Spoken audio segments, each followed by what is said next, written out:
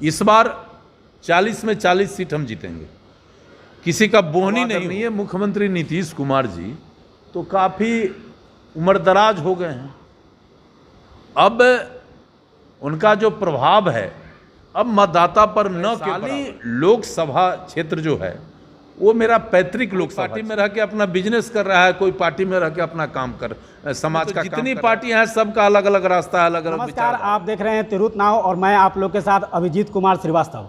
2024 में लोकसभा का चुनाव होना है, ऐसे में अभी से ही सारी पार्टियां चुनाव की तैयारियों में जुट गई है और इस सब पर विशेष रूप से बात करने के लिए आज हमारे साथ मौजूद है पूर्व मंत्री अजीत कुमार। इनसे हम जानेंगे कि 2024 के जो लोकसभा का चुनाव होना है उसके लिए क्या तैयारियां हैं और क्या रणनीति है।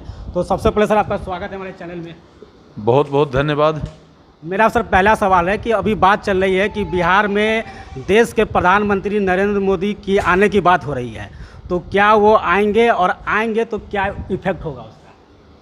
देखिए, आदरणीय प्रधानमंत्री नरेंद्र मोदी जी हम सबके पूरे देश ही नहीं दुनिया के एक बड़े प्रभावी नेता के रूप में आज उनका चेहरा है और बिहार आएंगे तो बिहार वासियों के लिए गौरव की बात है कि हमारे प्रधानमंत्री हमारे राज्य में आएंगे।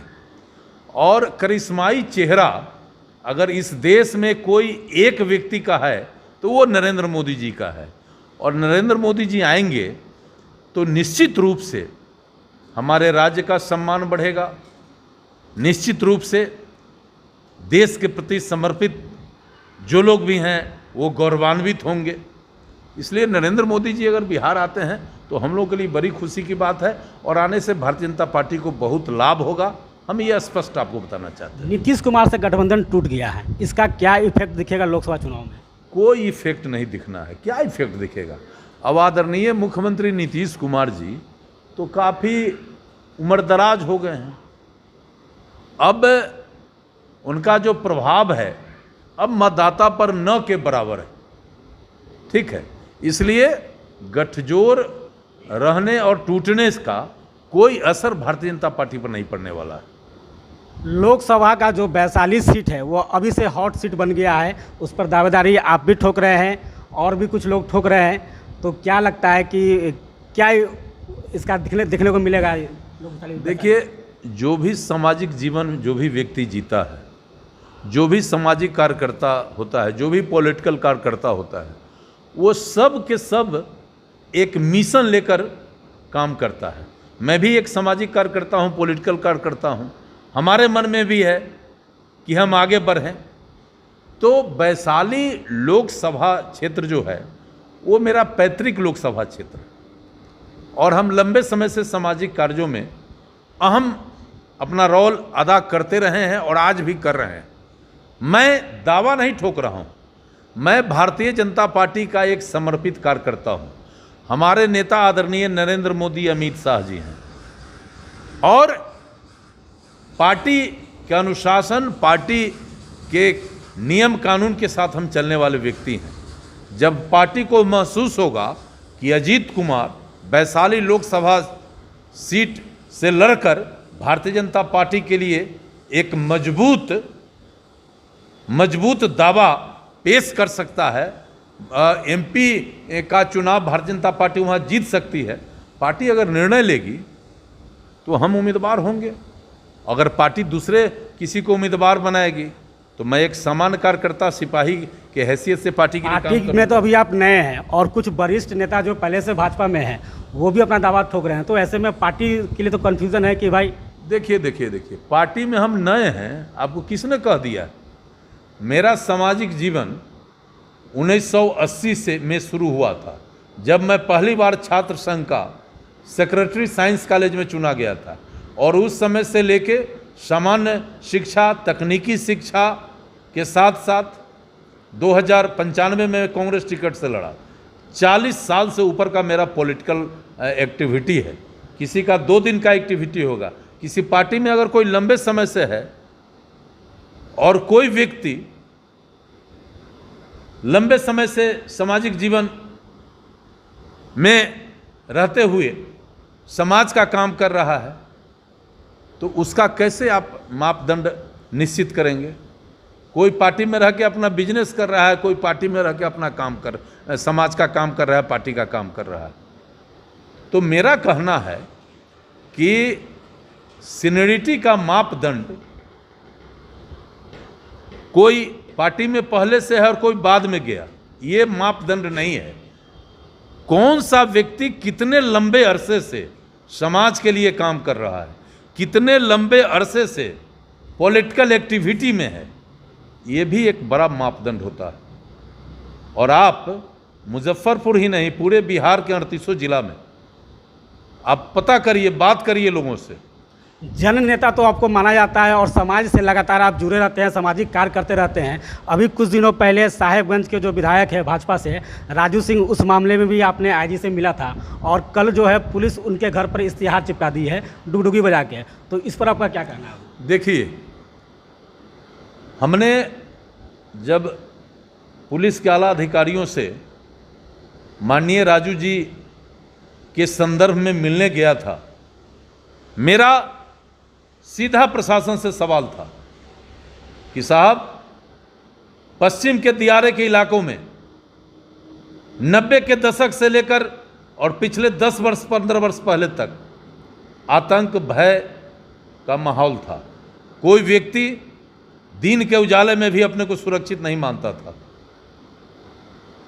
और आज के डेट में एक बार फिर वह स्थिति बनने की संभावना है।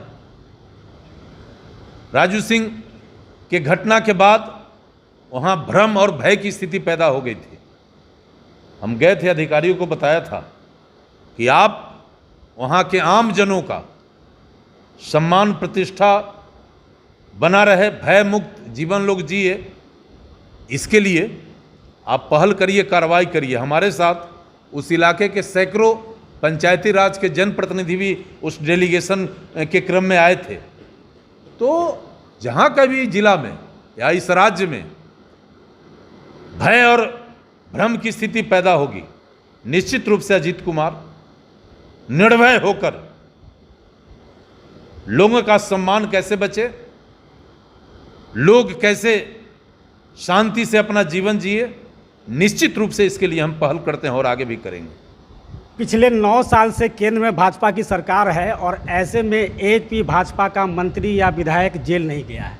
और बिहार में जो अभी स्थिति है, आपको नहीं लगता है कि ये कार्य पुलिस की कुछ ज़्यादा एक्टिविटी इस मामले में तेज़ है और कुछ ज़्यादा फास्ट काम कर रही है? ये स्वाभाविक है ना। जब राज्य में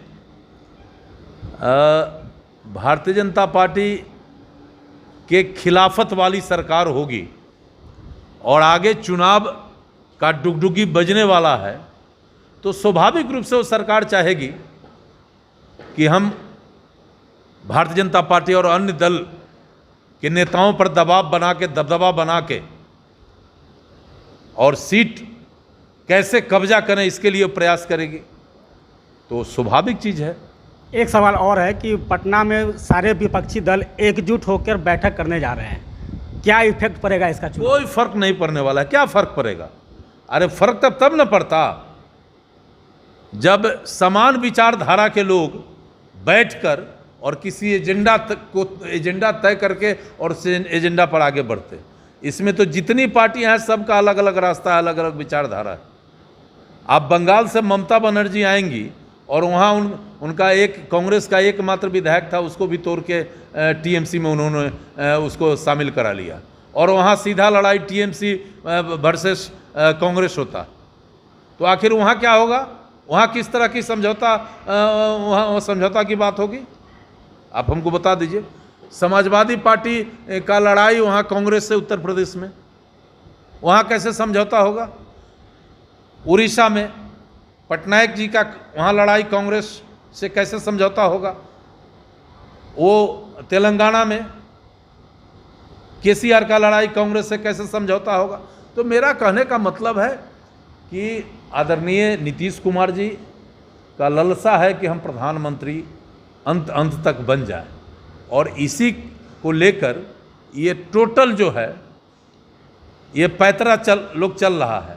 आप 23 का बैठक होने दीजिए, और 23 के बाद देख लीजिएगा कि अपना डफली अपना राग लोग बजाने लगेंगे, और 2024 के चुनाव में एक बार फिर भारी बहुमत से इस दुनिया का सबसे प्रभावशाली लीडर आदरणीय नरेंद्र मोदी के नेतृत्व में देश में सरकार बनेगी, ये स्पष्ट है। एक आखिरी सवाल, पिछले बार जब भाजपा और जदयू का गठबंधन था तो बिहार से 40 की 40 सीट लोकसभा में गठबंधन में जीती थी।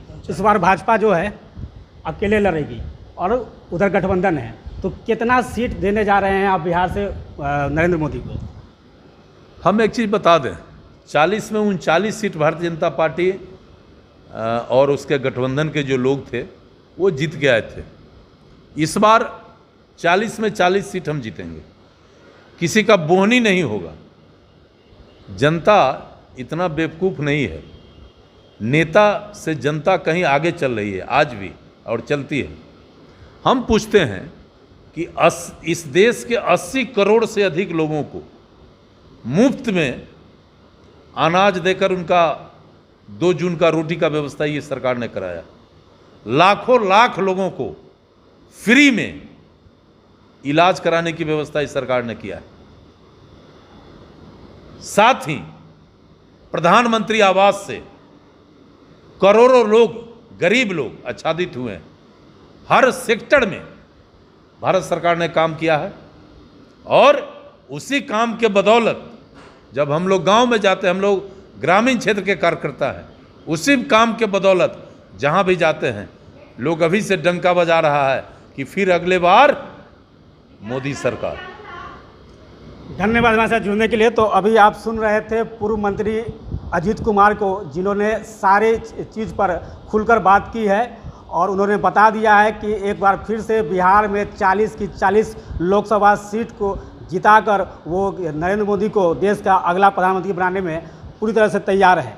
तो ऐसे ही ताज़ा अपडेट के लिए जुड़े रहिए लगातार तिरहुत नाउ के साथ। और अभी तक आपने इस चैनल को लाइक और सब्सक्राइब नहीं किया है तो फ़ौरन इस चैनल को लाइक और सब्सक्राइब कर लें।